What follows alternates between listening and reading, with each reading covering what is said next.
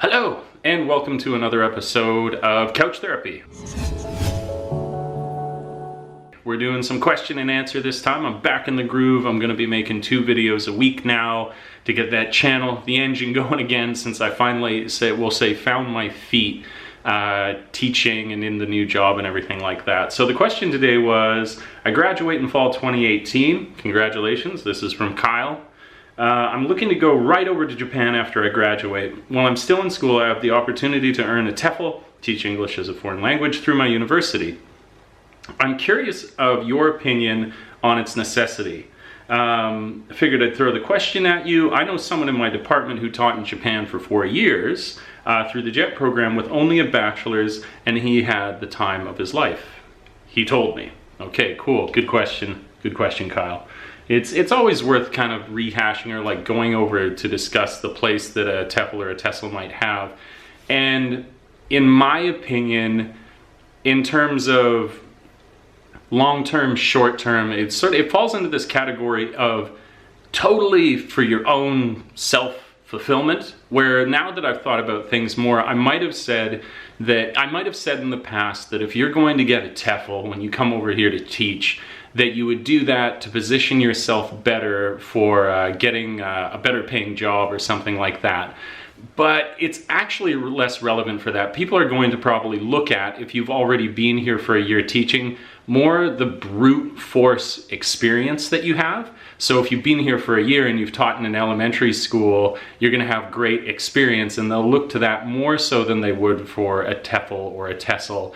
And when you come over, yeah, again, it could help you arguably, but if you've got the bachelor's degree and you've got the right personality in the interview, that's never going to be that thing that got you through the door. There's no one ever said, oh, thank God that guy had a TEFL or a TESOL, otherwise we never would have hired him. Like Kyle's pointed out, the situation was with his friend going through JET was that he came here for 4 years and had the time of his life without one.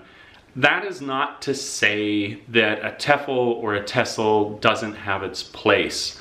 I'll go into talk about that specifically, and then I'll talk as well about if you do want to move on and move up, so to speak, whether you want to get a job at a university or something like that, what you would do as opposed to be solely focused on a TEFL. Well, here it is. So, to begin.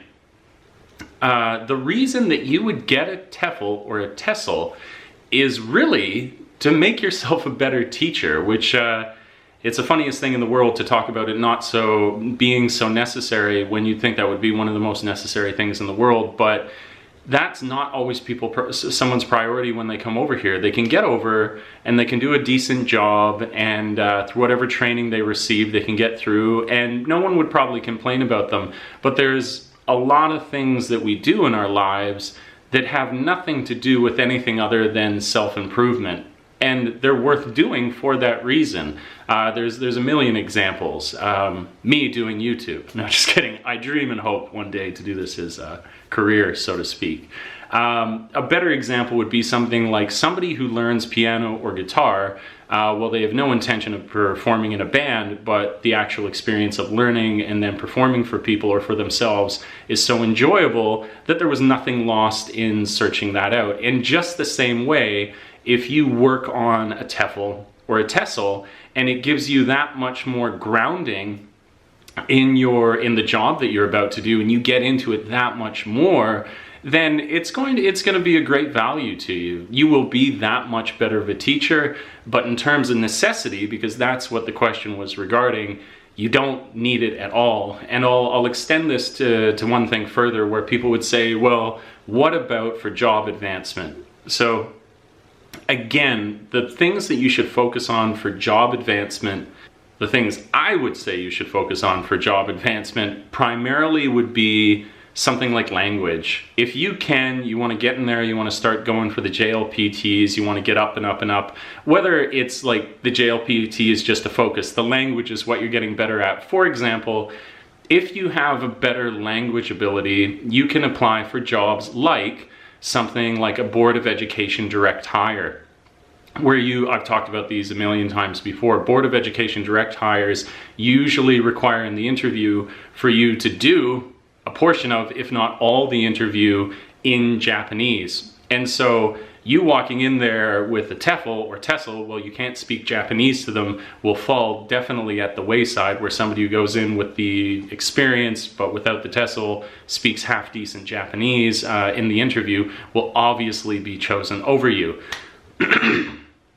And then beyond that, if you want to look at the next level, something I'm interested in doing while I evolve here, if you want to have a clear track, it would be that you get a master's degree. It's something people know who follow the channel that I've got my eye on, that I want to do while I'm here, because a master's degree I really see is, it opens you up a sure path.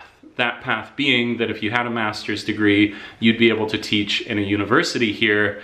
But then anybody who has a master's degree while working on something like the language at the same time, you're just going to see other opportunities open up for you. There's so many different companies in Japan that if your Japanese level of ability was very, very high, if you started to go for that much sought after N1 level of Japanese and you had a master's degree, the world is your oyster, as they say. And so those are the more pertinent steps, we'll say, to getting your career advancement going, as opposed to having something like a TESOL. A TESOL is to develop yourself. It's to not stagnate. It's to keep your mind sharp. It's useful to deepen your experience in the immediate sense of teaching, but it's not something that's going to really give you that huge edge in whatever it is, as I say, advancement that you're going to do. And I would also say in that line, it really then people would say, should I do this class? Should I do that class? How much should I spend on it? Again, just like I say, you're sort of deciding for yourself your personal investment in the first place, accepting the fact that this is not something that's going to do much more than enrich yourself. You really need to then make the call exactly what you want to do. When I did it, I got the TESOL. I did like a 120-hour course online. They're all over the place. And that was really, really good and interesting and sharpened my chops and blah, blah, blah. It was good. It was really, really good. But that's because I wanted to do something to better myself, but I was working full-time at the same time, and so it was something that I could do simultaneously while working. Now, somebody who's coming over and they want to be the best teacher ever before they come over, and that's their jam, then you might in that case be interested in doing an in-class lesson. Like, I know a few people who've done that. They do like the full certification where they get like class teaching hours and stuff like that. But the reason I don't say it's necessary in the sense of getting your job done is I think that a lot of these companies naturally want to position themselves saying to you that your teaching will be horrible unless you were to do one of these classes. And it's not true. You'll be much, much better, but you could totally be fine if you were just an open-minded person who engaged with the training that you had to do and kind of looked around to inform yourself anyways. You don't have to have these lessons or get these certifications to become a better teacher. They're a great way to do it because they have so much structure, much in the same way that if you wanted to learn Japanese, I absolutely love having a more structured approach to it, but in no way is it necessary. Some of the best speakers that I know, speaking the lingiri here in the Nihon, they've done so in that kind of old school play by ear way, where they went out to social events, they went out with no fear, they got a bunch of Japanese friends, and they're just speaking the language all the time. And it's made them excel, so they didn't have to have something like a course. My point being here that just in the same way, you don't absolutely have to have this to make sure that you're at whatever level you'd feel comfortable with teaching. Some people really, really need that. They're like, no, I'll be utterly afraid unless I take this course beforehand. And I can tell you, maybe that's the reality you're gonna tell yourself you're living with, but it's not true. You don't have to have it. It's strictly, how do you want to approach this? It's really to your personal taste.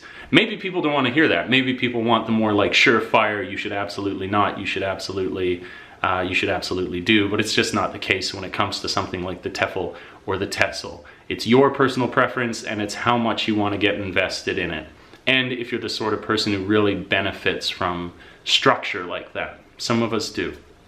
But don't look at it, as a final note here, is an absolute means to an end when it comes to career advancement. If you are going to be concerned about something like that in Japan, focus definitely more on getting a master's degree and focus on getting your Japanese language ability up. I'm taking my lessons. I'm doing the JLPT4 in July.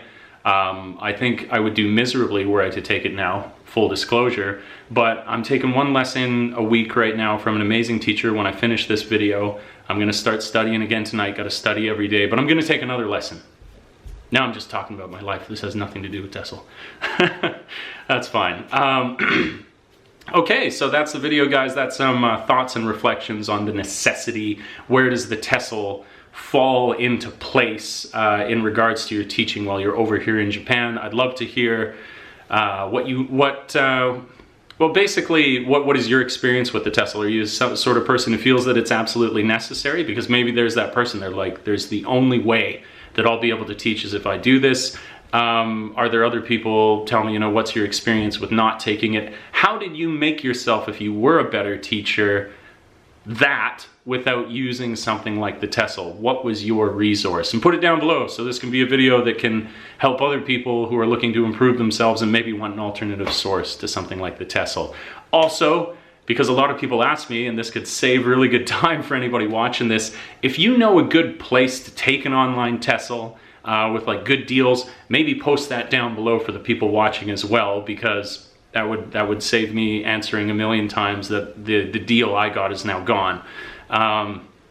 That's it. So if you like videos like this, please do leave a thumbs up. If you're looking to catch more of this and more sort of adventuresome videos, because I do a variety here on the channel, hit that subscribe button, smash that bell. I don't think YouTube has done anything else that you have to do to get a notification from me. Thanks always for checking this out. If you want to support me on Patreon, I'll put that right there. You should drop by.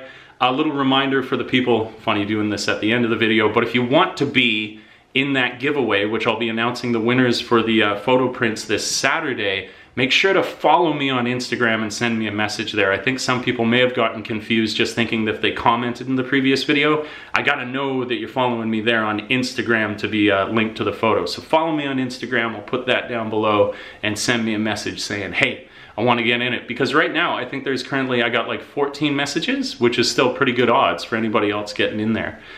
Okay, that's it for now. I'm gonna go study Japanese. I hope you have a good day, good morning, good afternoon, good night. Ha. All right, peace.